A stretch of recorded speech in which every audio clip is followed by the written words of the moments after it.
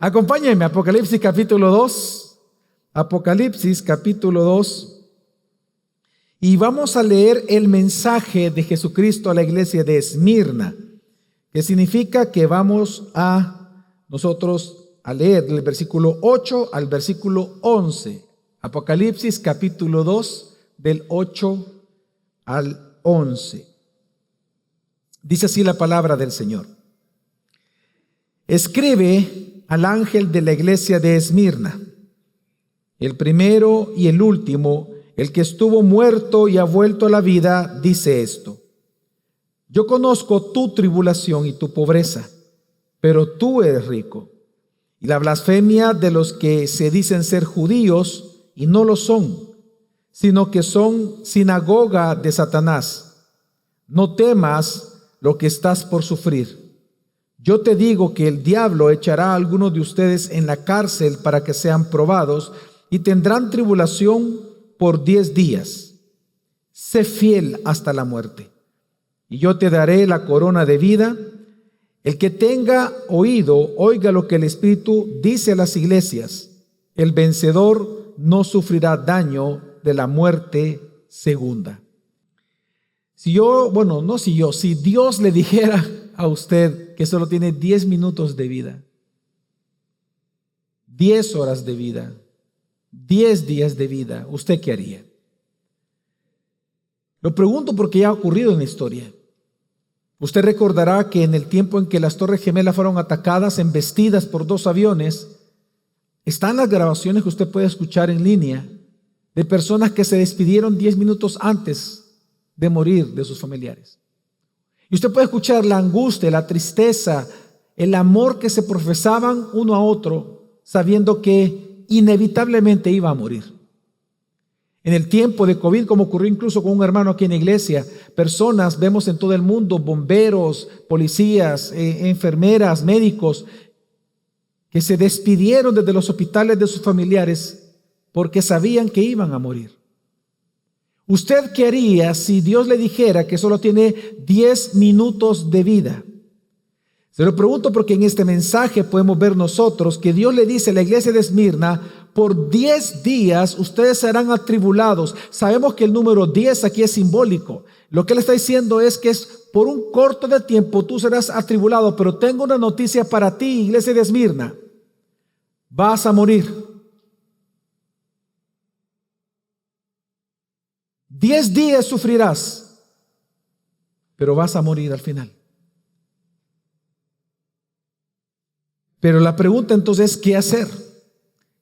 Y la respuesta de Jesús es: sé fiel hasta la muerte. Pero ¿y cómo ser fiel hasta la muerte? Y Él dice: haz un contraste. Mira entre la temporalidad, lo corto que es el sufrimiento, versus la eternidad, el gozo eterno que tú tendrás por estar conmigo para siempre.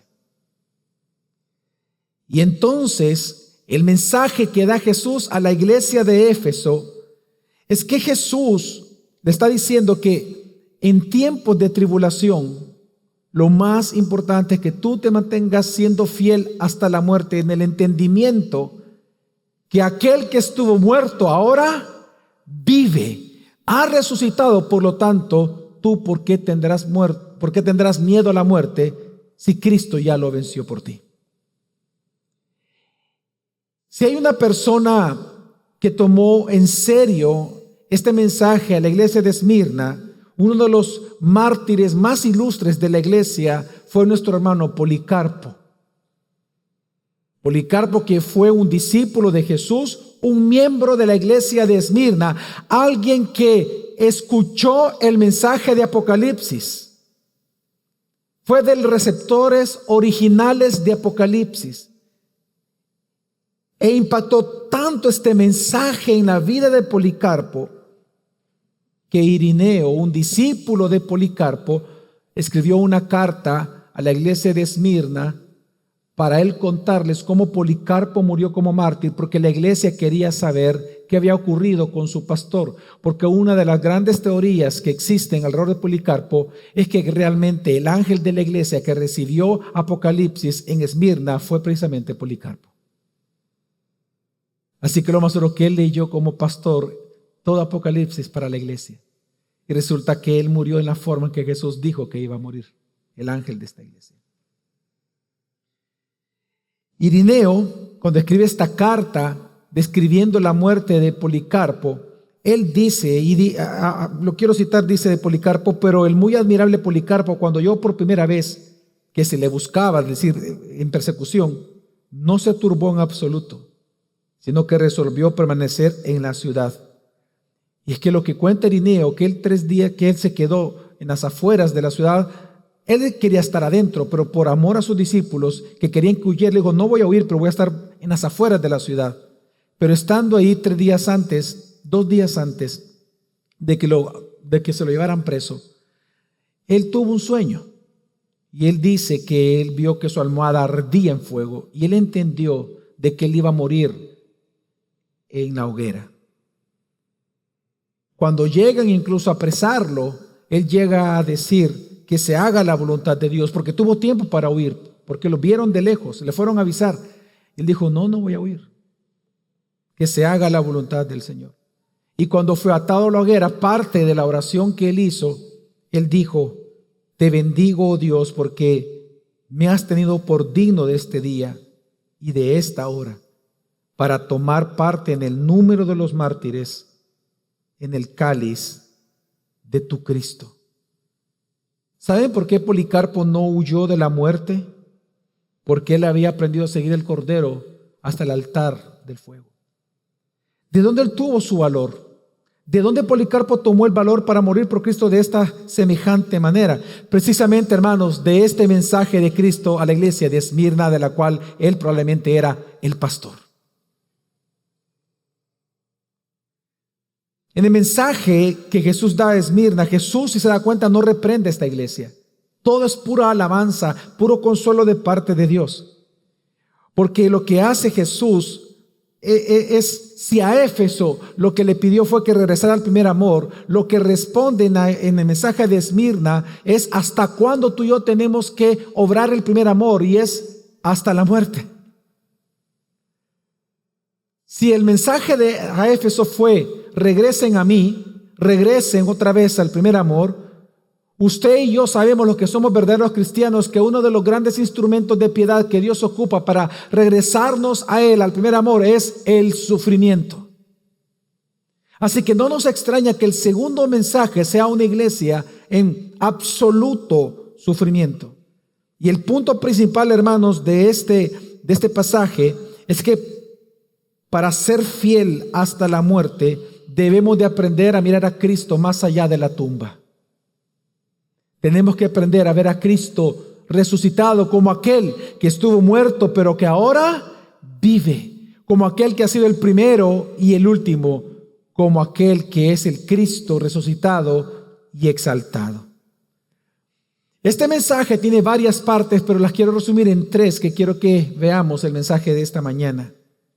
El primero de ellos, vamos a observar cómo Jesús conoce la tribulación de la iglesia, tu tribulación. En segundo lugar, cómo Jesús llama a su iglesia a ser fiel hasta la muerte, esperando las recompensas eternas. Y número 3, cómo Jesús revela a su iglesia, cómo Él te revela a ti que Él es más grande que la muerte, como el consuelo más grande que tú puedas tener en este mundo. Así que mi intención, hermanos, en el tiempo que tengo es convencerte de algo muy sencillo: que seas fiel hasta morir. Porque las tribulaciones pasarán, pero su recompensa permanecerá. Ahora, veamos el primer gran punto, y es que cómo Jesús conoce tu sufrimiento. En este mensaje de Jesús a la iglesia de Esmirna, hermano, nosotros vemos que Jesús dice que Él conoce, dice: yo conozco tu tribulación. Pero cuando uno las cuenta, uno ve que Jesús conoce 4 tipos de tribulaciones que la iglesia de Esmirna estaba sufriendo muchísimo. Ahora, antes de decirles cuáles son estas, déjenme ponerlo en contexto, porque es bien importante esto. Esmirna es una ciudad que al día de hoy existe con otro nombre, que es la ciudad de Izmir en Turquía. Es una ciudad que está en la costa, una ciudad de verdad muy, muy hermosa. De hecho, se consideró en el tiempo bíblico como la ciudad más hermosa de todo el imperio romano. La ciudad más hermosa, pequeña pero hermosa. Inicia en la costa, inicia en la playa y va subiendo por el monte Pagus, y una ciudad que era hermosa porque por varios sentidos. En primer lugar, era una ciudad sobreviviente. Hasta en dos ocasiones la destruyeron por completo y 2 veces fue reconstruida. Era comparada por los romanos como el ave fénix en su mitología, de que de las cenizas volvían a surgir. Pero su belleza principal era arquitectónica. Desde la perspectiva de la playa y un poco más alejado del mar, desde la perspectiva del mar, era una ciudad muy hermosa. Fue construida arquitectónicamente de manera muy exquisita. De hecho, desde lejos se miraba que era una gran corona. Era como una flor o una corona, y no se olvide de eso, la palabra corona, porque aparece en el mensaje. Y era como una gran corona. De hecho, se le llamaba así, la corona de ese tiempo, la corona de Asia. Pero no solamente eso hacía hermosa la ciudad de Esmirna, sino que era una ciudad muy próspera, era una ciudad sumamente importante, tanto que era el principal lugar de culto al emperador romano y al imperio romano. En la calle principal habían distintas cantidades de templos. Por ejemplo, se encontraba el templo de Zeus, el templo a Apolo, el templo de Asclepio. Asclepio es el dios de la medicina. ¿Se acuerdan ustedes? La varita con la serpiente cruzando. Ok, Asclepio, el dios de la medicina en la mitología griega. Estaba el templo de Dioniso, el del borracho, ¿verdad? El dios del vino. Estaba el templo de las Cibeles, el templo a Afrodita, el templo al emperador Augusto, el templo luego al emperador Tiberio, que ya estaba este templo cuando se escribe Apocalipsis, el templo al imperio romano, el templo a su madre Livia y al Senado. Es decir, hermanos, esta ciudad, aunque era hermosa, era horrible espiritualmente, porque era la principal ciudad de todo el imperio romano que adoraba y celebraba el culto al emperador romano y al imperio mismo. Una vez al año, por ley, tenían que ofrecer ofrendas e incienso, encender altares en honor al emperador. Así que oficialmente en esta ciudad, a los que se negaban a encender incienso a la imagen del emperador y llamarlo Señor, la única condena que había era la muerte. Así que usted se puede imaginar por qué la iglesia de Esmirna sufría muchísimo en este lugar. El sufrimiento, hermanos, de la ciudad de Esmirna, nuestros hermanos de Esmirna, era real. Pero aún fueron más reales las palabras consoladoras de Jesús cuando le dice: yo conozco. Yo no sé si tú puedes ver eso, hermano, el gran consuelo de Jesús. Es como cuando un padre o una madre que ve que su hijo cae y se raspa o le duele y le dice: yo sé que te duele. Qué palabras más consoladoras. Porque no eran los padres, no eran los hijos, no eran los hermanos, es Jesús. Es Jesús diciéndote a ti: yo sé que estás sufriendo. Yo sé que estás afligido. Yo sé que te duele. Yo conozco tu tribulación. Ahora, Jesús conoce 4 tipos de tribulaciones que estaba viviendo la iglesia de Esmirna en esta tremenda ciudad. Y la primera de ellas, como dice, que es pobre. Y esto es paradójico, porque Esmirna era una ciudad riquísima, pero la iglesia cristiana era sumamente pobre. ¿Por qué? Por la persecución. Porque en Esmirna está registrado en la historia que los cristianos eran despedidos de sus trabajos. Y muchos ya no podían conseguir trabajo porque no se les daba por su fe en Cristo. También a los pequeños comerciantes y empresarios de aquella época los demás, es decir, el gremio del comercio, ya no le vendía, ya no eran proveedores de ellos de nada, porque eran cristianos. Y todo era por no adorar al emperador. Así que cuando Jesús les dice, yo conozco tu pobreza, hermanos, es porque eran sumamente pobres materialmente, pobres. Pero Jesús les dijo, pero tú eres rico. Porque en su pobreza y en su persecución, hermanos, ellos se mantenían fieles a su confesión delante del Señor. Y es que, hermanos, para ser fieles a Cristo, ellos estaban dispuestos a pagar el precio de la pobreza material. Y por eso Jesús les dice, ustedes son ricos en virtudes, son ricos porque Jesús los alaba, porque ellos estaban siendo fieles en acumular tesoros en los cielos y no en la tierra donde el orín y la polilla lo consume. Ellos eran expertos en acumular tesoros en los cielos, aunque eso implicara tener muy poco en la tierra.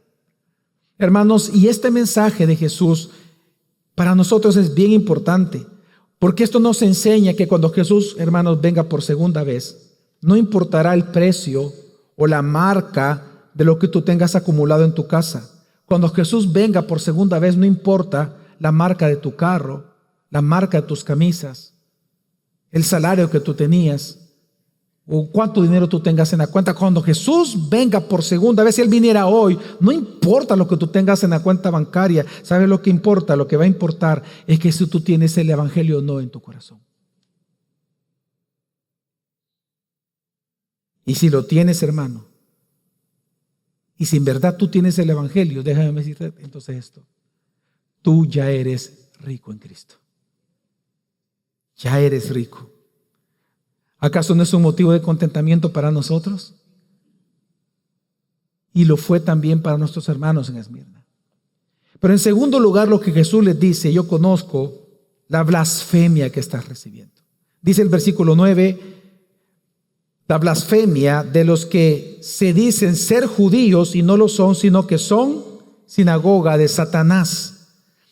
Ahora, yo creo que la palabra blasfemia no le hace honor a la intensidad de lo que es la palabra en el idioma original. Quizás la palabra en español que más describe la palabra que está escrita aquí es: yo conozco las calumnias, las malvadas mentiras que los judíos están diciendo de ti, de tu persona, de tu identidad, de tu familia, de tu esposa, de tus hijos. Yo lo conozco. Y es que, hermanos, los judíos se dieron a la tarea de decirle al imperio romano que los cristianos no eran una secta judía. Esto ya lo dije en otro sermón. Y por lo tanto los acusaron de herejes, de ateos, por no adorar precisamente a estos dioses paganos de Roma. Los acusaban de paganos contra el imperio, porque no querían adorar al César. Difundieron rumores malvados sobre la fe y las obras cristianas. A ellos, a la época que se escribió Apocalipsis, a los cristianos que en Esmirna ya se les llamaba que eran caníbales, porque se oían decir de que ellos comían el cuerpo y la sangre del Señor. Se les llamaba de incestuosos, de una comunidad de incesto, porque hablaban acerca del bautismo y hablaban acerca, del ágape entre ellos y de amarse mutuamente y del amor fraternal. Se las acusó de inmoralidad sexual precisamente por celebrar ágapes en las cuevas o en los lugares donde lo hacían. Se les acusó de pirómanos porque hablaban de que habrá un día que fuego eterno vendría sobre todo el mundo. Se les acusó de ateos, se les acusó de divisores porque ellos decían que Jesús vino a poner espada entre un padre y una madre, entre los hijos y sus padres por causa del evangelio. Se les acusó de rebeldes y se les acusó de conspiradores contra el imperio romano por no querer adorar al emperador. Y esto, hermano, quiero decirle, peor que la pobreza es la calumnia. Porque si algo produce profundo heridas en tu corazón, es precisamente la mentira que se puede decir de ti. Proverbios 26:22 dice: las palabras del chismoso son como heridas que penetran hasta lo más profundo del vientre. Pero aquí, hermano, Jesús los consuela revelando cómo Dios ve a los judíos. El consuelo es que Jesús les dice cómo es que Dios ve a estos judíos y les llama sinagoga de Satanás. ¿Por qué? ¿Por qué todos los judíos en el mundo en este momento se les llama sinagoga de Satanás? Porque Satanás es el acusador de los hermanos. Satanás es el calumniador en la Biblia. Satanás es llamado por Jesús el padre de toda mentira. Así que todo aquel hermano en tu trabajo, dentro de tu casa, que diga mentiras acerca de ti porque tú eres cristiano, todo aquel que te persiga o digas mentira de un hijo de Dios, Dios lo ve como una sinagoga de Satanás, su enseñanza. Y hermano, ahora solo quiero hacer un paréntesis, y por eso es bien importante este tipo de textos, y hay muchísimos en Apocalipsis, porque nos demuestra que el pueblo de Dios, el verdadero Israel de Dios, los verdaderos judíos, no se definen ante los ojos de Dios, no ante los ojos de los hombres, ante los ojos de Dios no se define genealógicamente, sino cristológicamente. La continuidad del pueblo de Dios del Antiguo Testamento, ahora en el Nuevo Pacto, es la iglesia. La iglesia es el verdadero Israel de Dios. Amén. Porque aquí dice, a los que se llaman ser judíos, decir que hay verdaderos judíos que no son estos. Todo aquel que niega a Cristo, que sea judío, no es verdadero judío. Los verdaderos somos los hijos de Dios. Amén. Pero luego en tercer lugar, Jesús le dice, yo conozco tu tercera tribulación. ¿Y cuál es? La prisión. Dice el versículo 10, no temas lo que estás por sufrir. Yo te digo que el diablo echará a algunos de ustedes en la cárcel para que sean probados y tendrán tribulación por 10 días.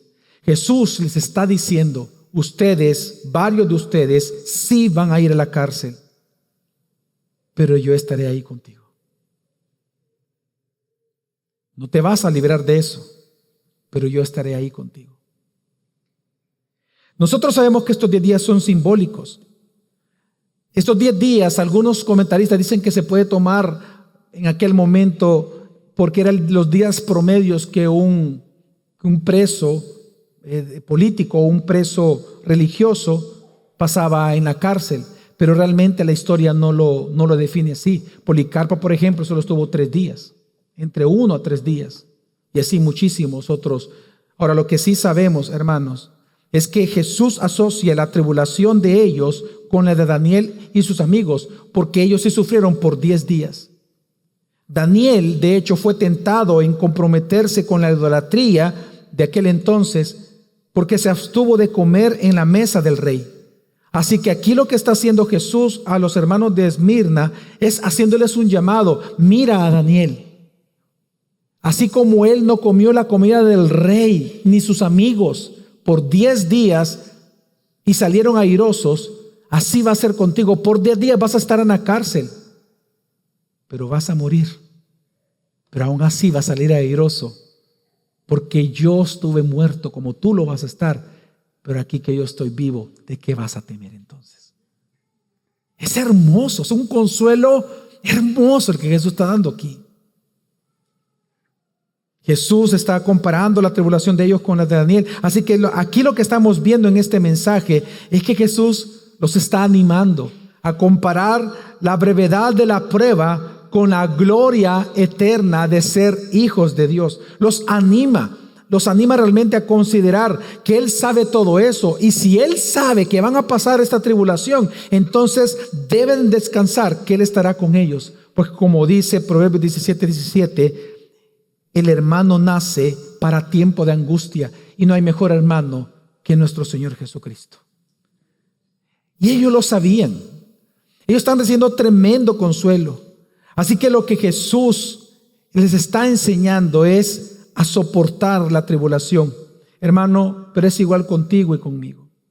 Cuando algo vaya mal en tu vida, recuerda que aunque Dios, hermano, no es autor de pecado, sino que Satanás, como estamos viendo, Jesús es el dueño y el jefe de todo. Y que por lo tanto, si la intención incluso de Satanás es destruirte, la de Cristo es ocupar esa breve tribulación para su gloria, pero también para tu beneficio. En cuarto lugar, hay una cuarta tribulación que Jesús les dice a ellos, yo conozco, y es la muerte.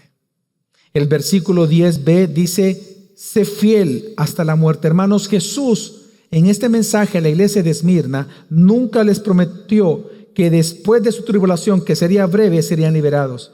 Lo que Él les prometió es que serían asesinados. Porque resulta que la única pena por no adorar al César, la única que existía en aquel entonces, era la muerte inmediata, al menos que tú negaras a Cristo. Así que Jesús le está diciendo, vas a morir. ¿Tienes cáncer? Sí, tienes cáncer.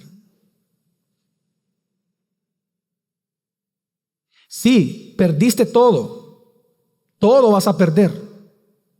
Sí, vas a ser despedido de tu trabajo. Sí, vas a ser despedido de tu trabajo.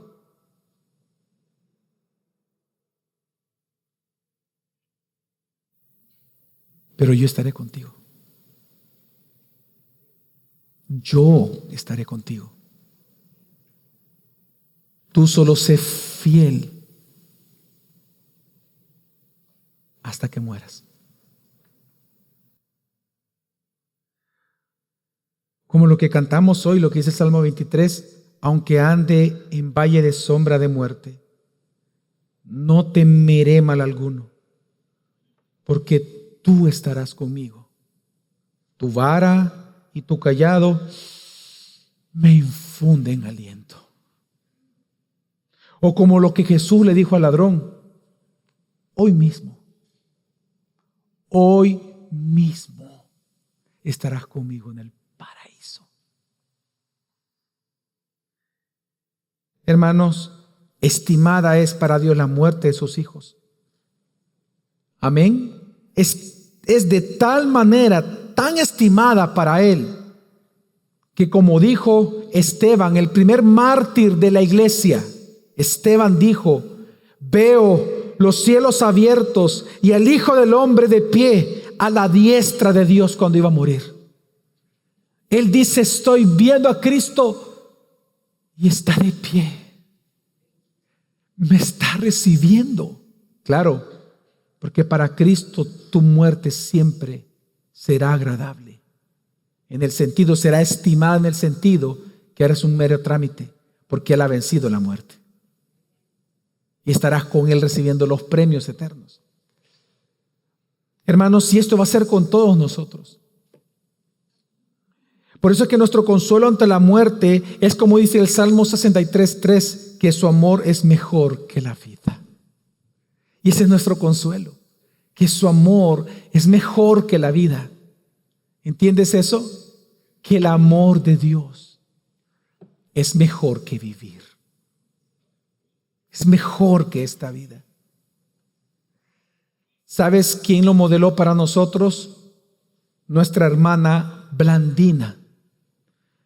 Blandina fue una esclava cristiana martirizada en Lyon, Francia, en el año nada más 177. La historia de ella la conocemos porque Eusebio de Cesarea escribe una carta a los hermanos de Esmirna que estaban sufriendo para darles ánimo de cómo muchos mártires estaban habiendo en Francia en aquel momento. Así que para animarlo les escribe una carta conmovedora en donde él detalla el martirio de los cristianos en Francia y entonces cuenta de Blandina lo siguiente, que ella ya estaba entrada en edad y que resulta, hermanos, de que por su edad todos pensaron, tanto incluso los cristianos como sus captores, que ella sería la primera en negar su fe para salvarse porque ella no tenía las fuerzas para ella salir adelante. Pues resulta que no fue así. Resulta que lo primero que hicieron ante muchas personas es que fue colgada de una cruz para ser devorada por las fieras. Fue colgada en una cruz para ser devorada por las fieras. Pero ¿saben qué ocurrió? Que las fieras nunca la atacaron. Cuando se dieron cuenta que no murió, entonces fue golpeada, pero no moría. Como no moría, entonces fue llevada a la hoguera y fue quemada. Y no murió. Y como no murió, entonces fue azotada con látigos, pero no murió. Y como no murió, Fue arrojada a una red donde un toro la embistió varias veces. Y no murió. Y en cada uno de estas torturas, después de ser torturada una y otra vez, ella solamente decía: soy cristiana y entre nosotros no se hace nada malo. Soy cristiana, entre nosotros no se hace nada malo. Soy cristiana y entre nosotros no se hace nada malo.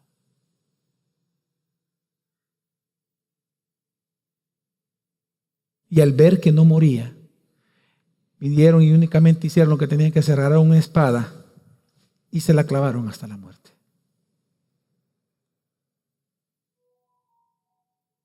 Carceleros y torturadores fueron tan impactados por la fe de ella que algunos se convirtieron. Llegaron a decir que qué injusto lo que le estaban haciendo a ella. Eusebio escribe de esto, de ella, dice: ella parecía no ser de este mundo. La bienaventurada Blandina fue fortalecida y salió vencedora en la lucha, proclamando a Cristo como su Rey. Hermanos, si tú estás en tribulación, no temas, porque es la gracia de Dios la que te hace triunfar. Incluso al más débil cristiano, en medio de su dolor más extremo, la gracia es suficiente. La gracia. Yo no sé cuál es tu aflicción en esta mañana, hermano. No sé cuál es tu prueba. Tal vez es la pobreza. Tal vez tu gran dificultad es que no tienes dinero para sostener tu casa. Tal vez tu problema es la pobreza. Tal vez tú eres un pastor que está aquí o que nos está viendo y que tienes una iglesia muy pobre. Y que no puedes hacer absolutamente nada o pocas cosas porque faltan recursos. Tal vez tú eres un hombre o una mujer que lo acaban de despedir. No lo sé. O tal vez no es la pobreza, tal vez es la calumnia. Tal vez es la mentira de lo que tu esposo dice de ti o tu esposa dice de ti. O tus hijos, o tus amigos, o tus familiares, o en el trabajo. Tal vez para otros es la prisión que te están buscando, una prisión real. O quizás para otros es la prisión del desprecio. Hombres y mujeres que están en lugares en donde en sus propias familias los desprecian simplemente por ser cristianas. O tal vez para otros es una inminente muerte. Tal vez tu prueba es que tú ya estás en una edad que tú sabes que vas a morir pronto. O quizás tu prueba es que tú tienes en este momento, vienes cargando una enfermedad de muerte. O te han dicho el peor de los pronósticos. Su corazón ya no sirve. Y no hay marcapasos que lo resuelva. No sé, hermano, cuál es tu aflicción. Pero Jesús dice hoy: no temas. Yo conozco tu tribulación, tu dolor, tu llanto, pero yo estoy contigo. Hermano, recuerda que la tribulación no tiene un poder final sobre nosotros los cristianos. No. Porque donde la carne desfallece, la gracia nos sostiene. Y aún el más débil en Cristo es un más que vencedor.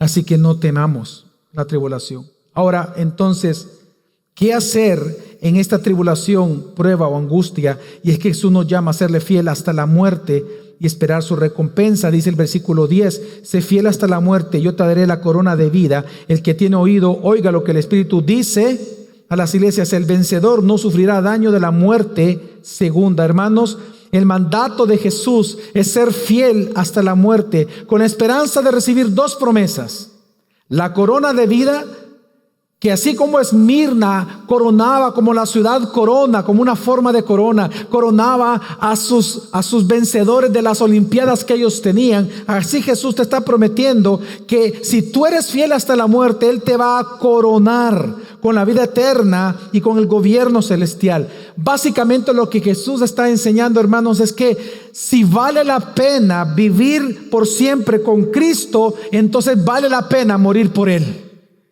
Este texto, este premio nos está diciendo que el único camino a la vida es la muerte, que para ganar hay que perder, y que el único camino para gozar de la vida eterna es morir al yo, al pecado, morir a querer comprometer nuestra fe a este mundo. Porque Él dijo: porque todo el que quiera salvar su vida la perderá, y todo aquel que pierda su vida por causa de mí y del evangelio la salvará. Hermanos, este texto nos enseña que solo aquel que conoce al Cordero exaltado puede realmente seguirlo a la cruz. Y solo aquel que aprende a estimar a Cristo como infinitamente más valioso que la vida misma podrá considerar su muerte como una ganancia y su fidelidad en la prueba como un deber sagrado. Solo aquel que conozca a Cristo de esa manera podrá ser fiel hasta la muerte. Pero la segunda promesa no solamente es la corona de vida, que por cierto ya tenemos la corona, pero pronto la vamos a ver cuando Cristo venga y se la vamos a devolver a Él en gloria y honor. Pero la segunda promesa es no sufrir la muerte segunda. La muerte segunda es una referencia directa a Apocalipsis 21:8, en donde se afirma que la segunda muerte es la condenación eterna en el lago de fuego que le espera a los inconversos o los incrédulos en el juicio final. Hermanos, dice la Biblia que todos nosotros resucitaremos, todos los seres humanos, aún los que no creyeron en Cristo van a resucitar, pero ellos van a resucitar para volver a morir la segunda muerte. Mientras que nosotros la promesa es que vamos a resucitar, pero para nosotros estar siendo bendecidos eternamente con Cristo, con Él para siempre. La bendición es Cristo, la recompensa es Cristo, la recompensa es el gozo eterno con Cristo. Así que lo que Él dice: a los vencedores no sufrirán la muerte segunda. Hermanos, y estas dos promesas son las que realmente sostuvieron a nuestro hermano Policarpo, porque él fue quien leyó este mensaje a la iglesia de Esmirna en aquel momento, si la teoría se cumple, de que él era el pastor. ¿Tú te imaginas ese momento cómo fue? Ellos estaban en la oscuridad reunidos, porque tenían muchas veces que esconderse. Y resulta, hermanos, que están algunos siendo apresados, otros muriendo. ¿Tú te imaginas que de repente venga Jesús, o venga Juan, o venga alguien y diga: Jesús tiene un mensaje para ti? ¿Cómo? Con que eso a algunos los emociona hoy en día cuando escuchan esas cosas, que como que si hoy estaba sucediendo en este mundo esa parte, ¿no? Como algunos se emocionan y son engañados con eso. El Señor te manda un mensaje y usted, ya está en la Biblia, hermano. Pero con ellos se ocurrió de verdad, porque es el tiempo de la revelación. Jesús tiene un mensaje para ustedes. ¿Tú te imaginas eso, el gozo y el consuelo que eso provocó? Pues ¿sabes lo que la carta de Irineo cuenta a la iglesia de Esmirna? Él dice que un discípulo de Policarpo lo traicionó como Judas traicionó a Jesús. Fue un discípulo que cuando comenzaron a pegarle, para que no le siguieran pegando, les dijo dónde él se encontraba, oculto. Resulta que cuando los captores llegaron, él no huyó. De hecho, él se echó a dormir. Y cuando llega, les ofrece todavía la comida a sus captores. Y les dice: le voy a dar de comer. Y ya les da comida y ellos comen. Y les dice: ok, yo voy a ir con ustedes, pero yo les pido que me den 1 hora para orar. Que él lo hacía todos los días. Y él se hinca a orar. No ora 1 hora, ora 2 horas. Y en lo que dice Irineo por testimonio de él, que en lo que él oraba, los captores comenzaron a sentirse mal. Porque aquí vemos un hombre ya de 85 años. Y ellos se sintieron mal y decían: lo que estamos haciendo no es correcto. porque lo estaban escuchando orar como él oraba, no solamente por él, no oraba por él oraba por todos los demás de la iglesia y comenzó a orar por sus captores y sus familiares. Resulta que se lo llevaron al estadio y el estadio estaba llenísimo porque estaban pidiendo la muerte de Policarpo. Policarpo que muera, Policarpo que muera. Y resulta que el jerarca de aquel momento le dijo: ¿qué hay de malo, Policarpo, en decir Señor César y en sacrificarle ofrenda? ¿Qué hay de malo en llamar a César Señor y sacrificarle ofrenda? Y él se negó y fue llevado entonces adentro del estadio. Y el procónsul, mientras iba pasando, le dice todavía el procónsul: jura y te pondré en libertad, reprocha a Cristo. Y Policarpo entonces declaró: 86 años le he servido y nunca él me hizo ningún daño. ¿Cómo pues puedo blasfemar de mi rey y de mi salvador? Y el procónsul entonces lo amenazó con fieras, y él se burla de las fieras, Policarpo. Entonces luego lo amenaza con el fuego, y cuando lo amenaza con el fuego, él ya sabía que iba a morir por fuego. Cuando lo amenaza con el fuego, entonces Policarpo le responde: ¿tú me amenazas con fuego que arde por 1 hora? ¿Ve usted la temporalidad?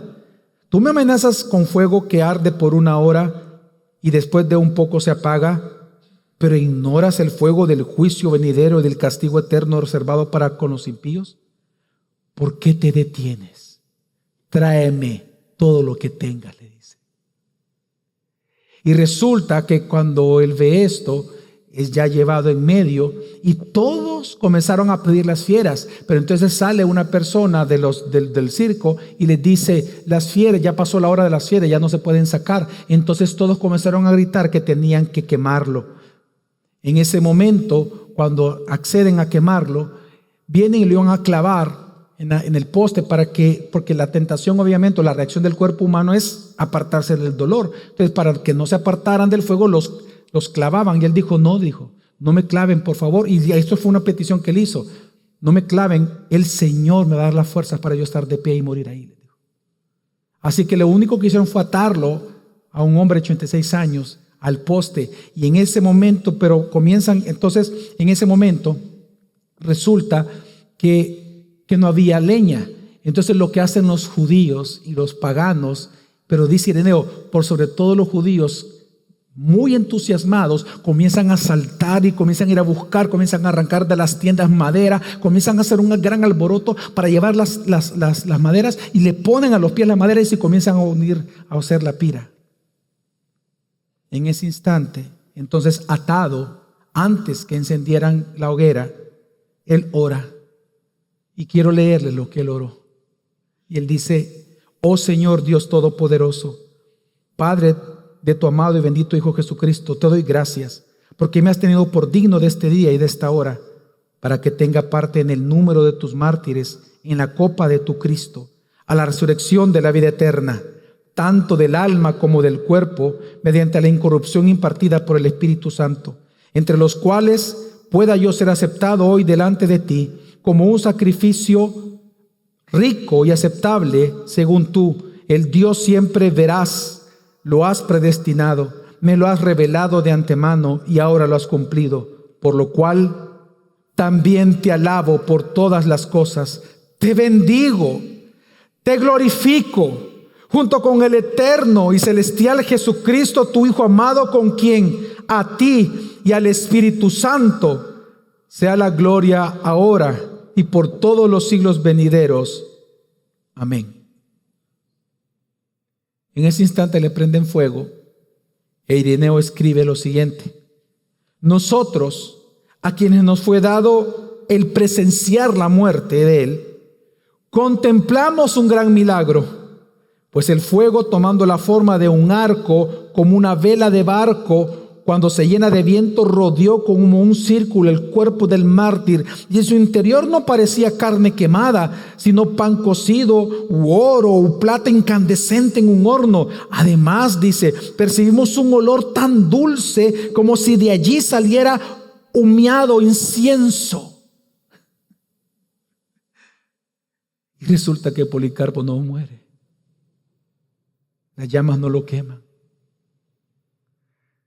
Y al darse cuenta entonces los soldados que no moría, con una daga lo traspasaron. Policarpo obedeció a Jesús. Fue fiel hasta la muerte, pues creyó a Jesús sus promesas.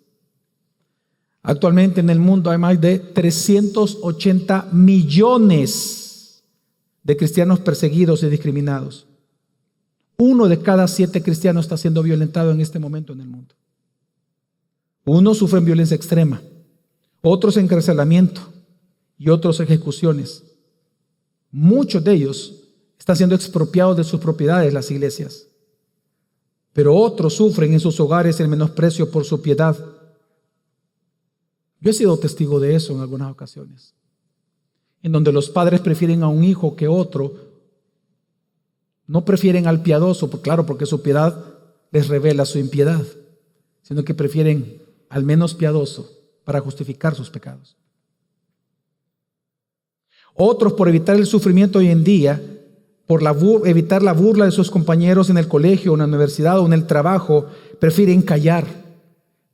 Prefieren ser convencionales, inofensivos, tolerantes.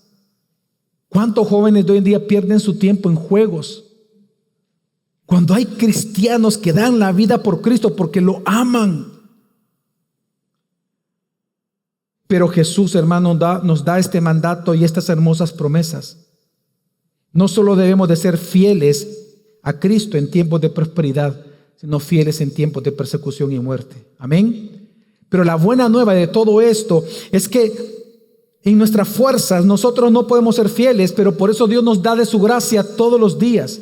Porque Jesús fue fiel hasta la muerte, tú y yo podemos ser fieles hasta la muerte. Porque Él venció la tribulación por voluntad del Padre, nosotros también venceremos las tribulaciones.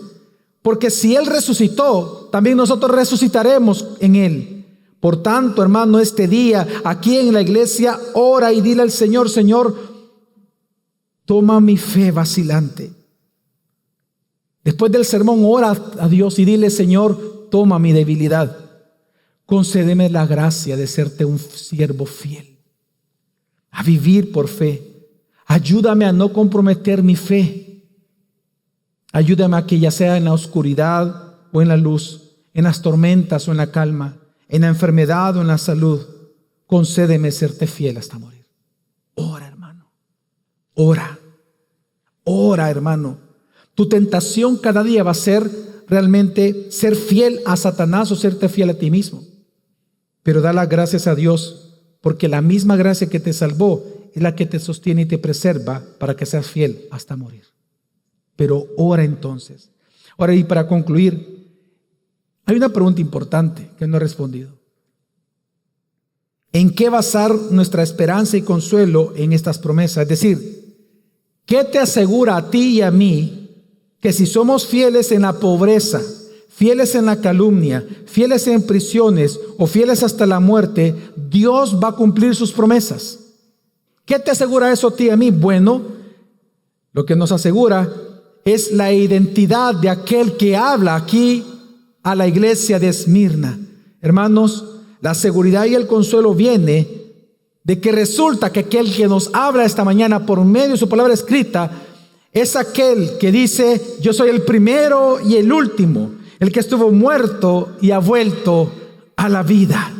Hermanos, la seguridad y el consuelo viene de aquel que habla en el versículo 8, aquel que es el primero y el último, y aquel que estuvo muerto pero ahora vive. Hermanos, la primera razón que está diciendo entonces Jesús, por la cual tú y yo tenemos que confiar en Él, es porque Jesús es el primero y el último. Él es el que existe antes que tú y yo, y por tanto Él controla, hermano, cada aspecto de tu vida, cada suceso, cada dolor, cada tribulación, cada alegría, cada tristeza, cada prueba. Jesús la controla.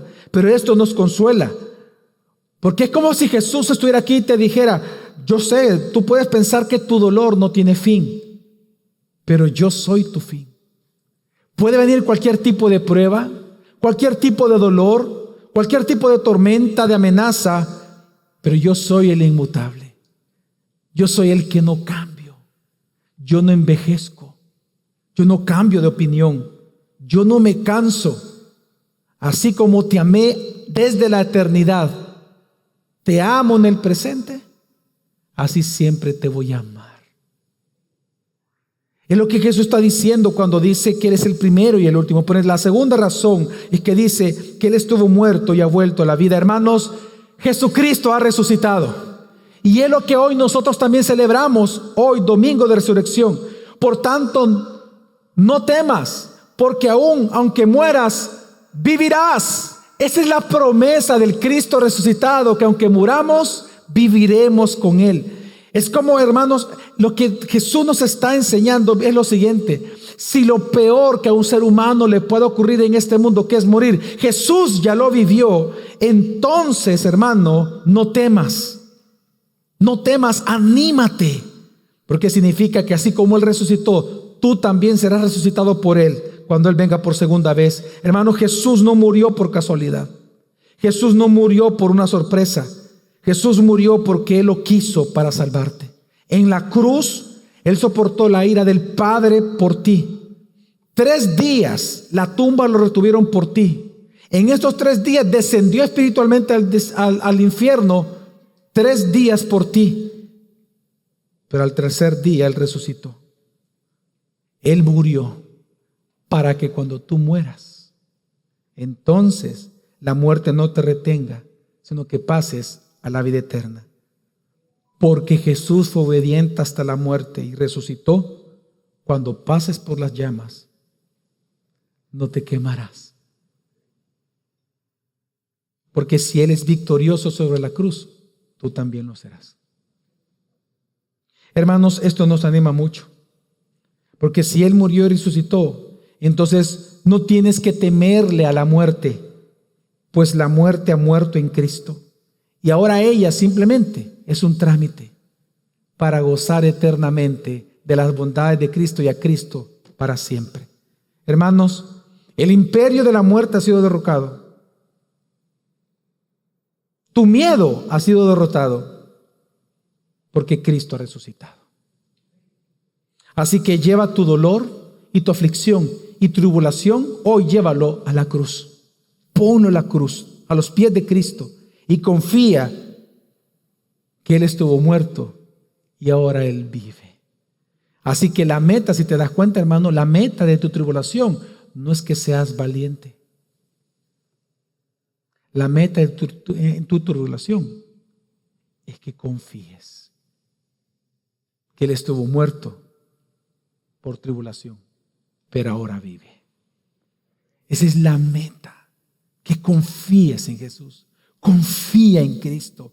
Confía que Él es más grande que la muerte. Pablo, cuando él estaba sufriendo precisamente en Asia, donde estuvieron estas 7 iglesias, él dice en 2 Corintios 1:9, de hecho, dentro de nosotros mismos ya teníamos la sentencia de muerte, a fin de que no confiáramos en nosotros mismos, sino en Dios que resucita a los muertos. Hermanos, la esperanza en los tiempos de tribulación viene de entender que aunque esa tribulación nos lleve a la muerte, si Cristo venció a la muerte, nosotros hemos vencido con Él. Amén. Y que la muerte es un trámite. De hecho, la muerte es ganancia para el cristiano.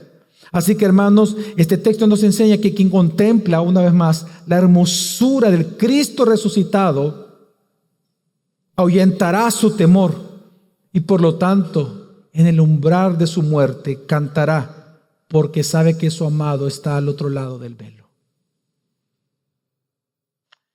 Y si Él está al otro lado del velo, muramos siendo fieles a Cristo, porque Él estará ahí como está aquí. Amén. Solo quiero terminar leyendo la conclusión de Ireneo con los mártires que murieron en Esmirna. Policarpo fue el 12º mártir, ya en ese entonces. Él mismo lo dice, él es el 12º mártir en Esmirna. Y él dice lo siguiente: bienaventurados y nobles fueron, pues, todos los martirios que tuvieron lugar según la voluntad de Dios. Y en verdad, ¿quién puede dejar de admirar su nobleza y su paciente resistencia con ese amor hacia su Señor del que ellos hicieron gala?